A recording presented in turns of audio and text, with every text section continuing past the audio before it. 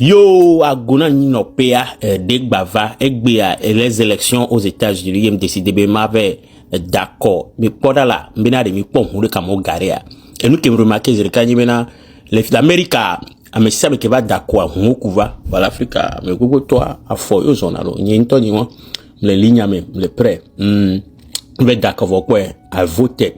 Ça m'a pris juste 30 minutes à voter. Voilà qu'un temps on kuna mais que il faut moi, n'aimle carte d'identité de couverture que mia, au bio ni kogne, que mna ni kogne, na adresse ni coup date de naissance nia, on sort ma vie na bien patron, on la TV d'accord. Qui d'ailleurs quand appelle bien est-ce que je m'a d'accord sur papier alors m'a électroniquement il m'a électroniquement donc avec une machine à dire d'accord na président d'accord na noa congrès pas moi les députés nene d'accord na mokula po ni abe sukulu be nyagbo les fike mlea préfecture que mlea donc d'accord au bout da dolindo le constitution mais tiens on le biomi benade mi l'on dit alors mi beredi ma donc am dano keke. Et moi non simple lo. Et moi non simple. M'be 30 minutes. M'va fou 8h45. Kaka epo 9h15 m'wovo.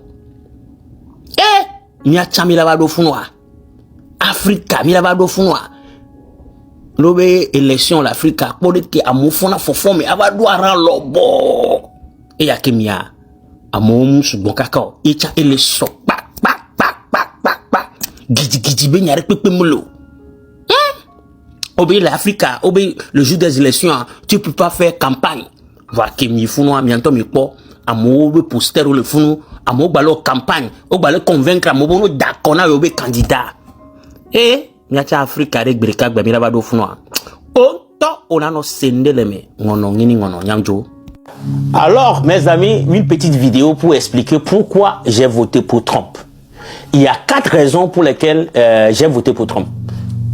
Raison numéro 1, à cause de l'économie américaine.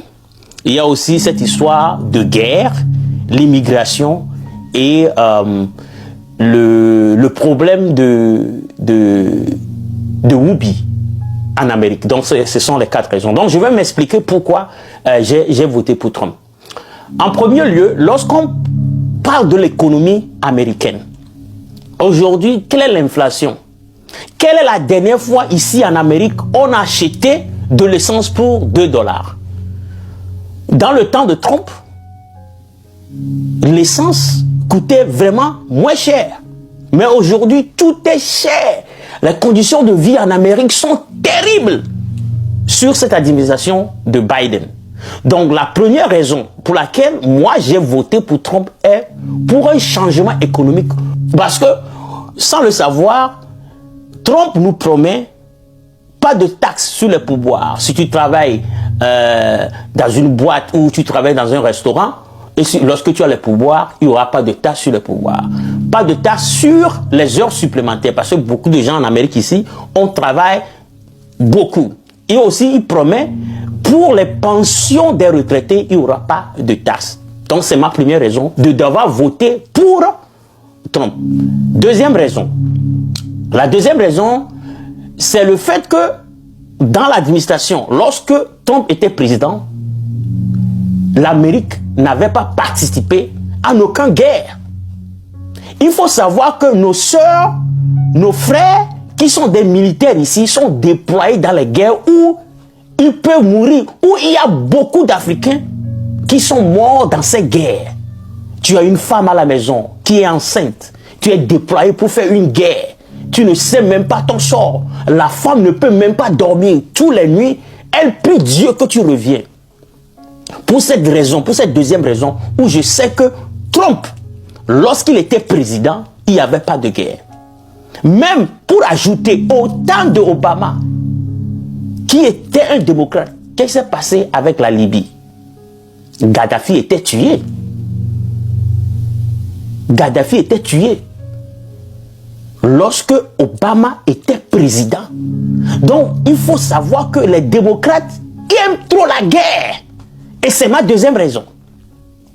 La troisième raison, c'est cette raison qui me pousse à me demander comment se fait-il que moi, le papa de mes enfants, un conseiller à l'école peut dire à mon enfant que il est dans un corps qui ne l'appartient pas.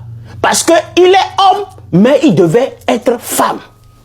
Et l'État dit que ce conseiller peut aider mon enfant à changer son corps sans mon avis, sans mon autorisation. Mais le même enfant, s'il veut voyager quelque part et l'école va en excursion quelque part, ils vont me demander l'autorisation. Cette raison aussi est une raison pour laquelle je me dis, si Trump vient, il peut nous aider, nos parents, à avoir au moins l'autorité sur nos enfants dans cette affaire de Whoopi. La quatrième raison qui touche beaucoup d'Africains, qui fait vraiment le va-et-vient en Afrique, où les gens sont vraiment frustrés et fâchés, c'est ce problème d'immigration. Parce que beaucoup d'Africains croient que lorsque Trump va venir, ils n'auront plus la chance de venir en Amérique. Mais c'est vraiment et archi faux. Je vais vous expliquer. En premier lieu, si le gars Trump dit « Je vais construire un mur pour protéger l'Amérique », des gens qui ne sont pas bien, des trafiquants, je ne vois même pas le problème. Parce que tout le monde en Afrique, mais dans nos pays africains, nous avons des grillages pour protéger notre pays. Donc si quelqu'un veut protéger son pays pour que les criminels ne rentrent pas, moi je ne vois même pas le problème. En deuxième lieu, le gars dit, si tu es djihadiste, tu ne vas pas venir dans mon pays. Si tu es pro-palestinien ou pro-israélien, tu ne peux pas venir dans mon pays.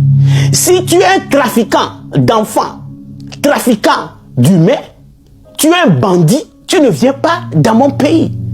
Tout c'est dans l'intérêt de protéger l'Amérique. Parce qu'aujourd'hui, le niveau de crime à Chicago, à Atlanta, à New York, c'est vraiment élevé. Donc, il fait tout ça là pour protéger le pays. Donc, je ne vois pas le mal.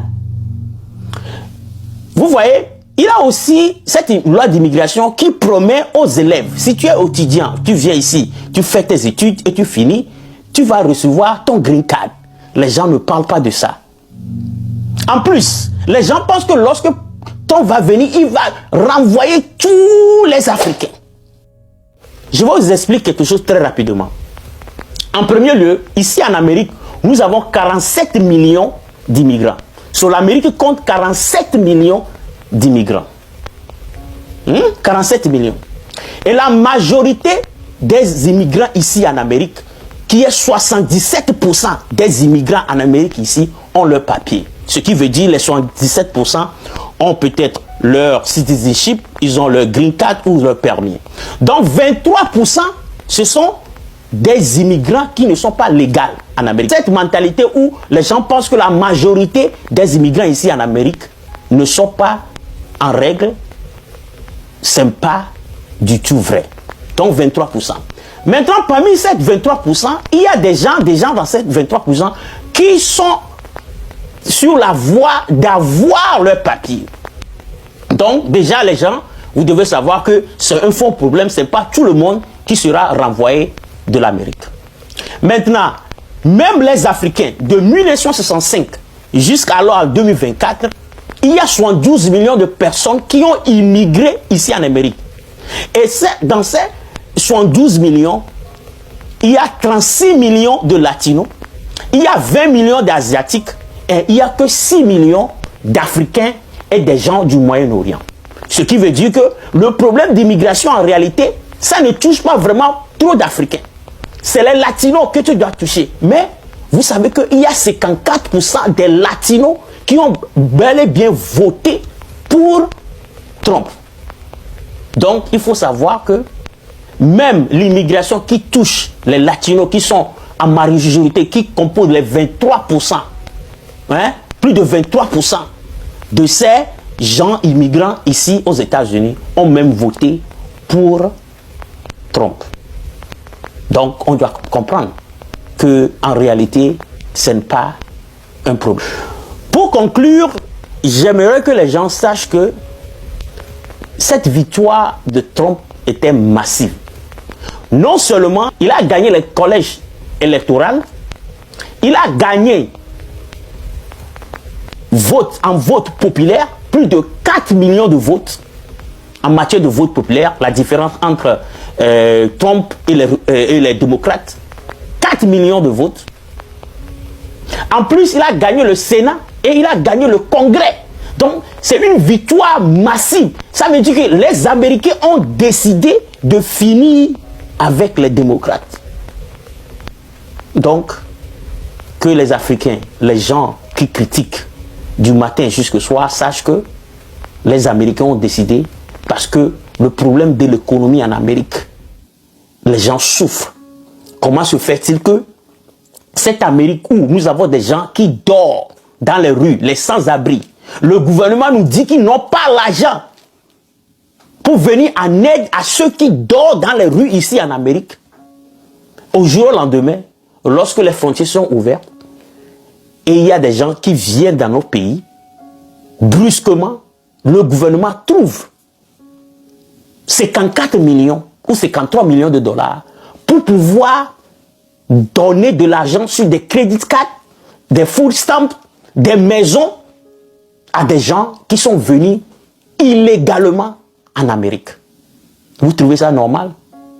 Dans ce pays où on nous dit il n'y a pas l'argent, mais nous finançons des guerres, Ukraine, Israël, avec des milliards de dollars.